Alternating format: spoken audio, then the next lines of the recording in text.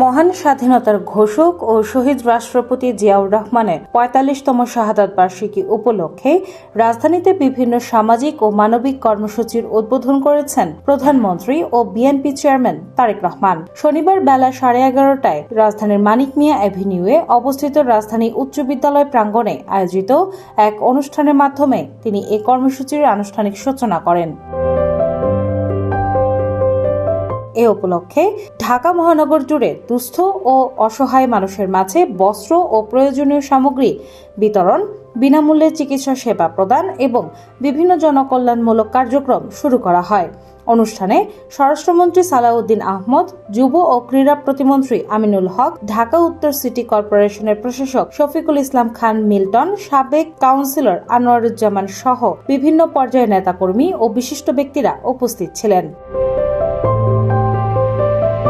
জানা গেছে, জিয়াউর রহমানের শাহাদাত বার্ষিকী উপলক্ষে দিনব্যাপী ঢাকা মহানগর উত্তর ও দক্ষিণের মোট 16টি স্থানে বিভিন্ন কর্মসূচি পালনের পরিকল্পনা রয়েছে।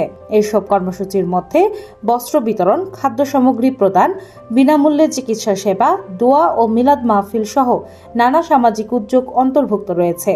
পরে রাজধানী ইসিবি চত্বরে ঢাকা মহানগর উত্তর বিএনপি আয়োজিত দুস্থদের মধ্যে কাপড় ও খাবার বিতরণ অনুষ্ঠানে বক্তব্য দেন তারেক রহমান।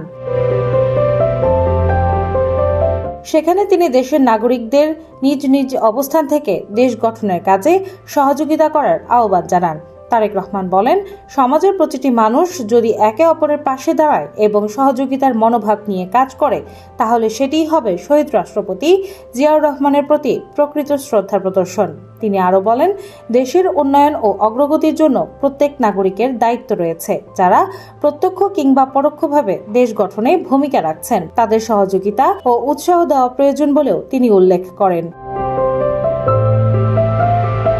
একই সঙ্গে ভবিষ্যতে সাংগঠনিক বিষয় নিয়ে পৃথক সভা সমাবেশ আয়োজনের কথাও জানান তিনি। সেখানে সংগঠনকে আরও শক্তিশালী ও কার্যকর করার বিভিন্ন দিক নিয়ে বিস্তারিত আলোচনা করা হবে বলেও উল্লেখ করেন। সব মিলিয়ে শহীদ রাষ্ট্রপতি জিয়াউর রহমানের ৪৫তম শাহাদাত বার্ষিকী উপলক্ষে আয়োজিত এসব কর্মসূচি সামাজিক সহমর্মিতা ও জনকল্যাণমূলক কর্মকাণ্ডের মধ্য দিয়ে পালিত হচ্ছে। ডেস্ক রিপোর্ট, বাংলা বাজার পত্রিকা।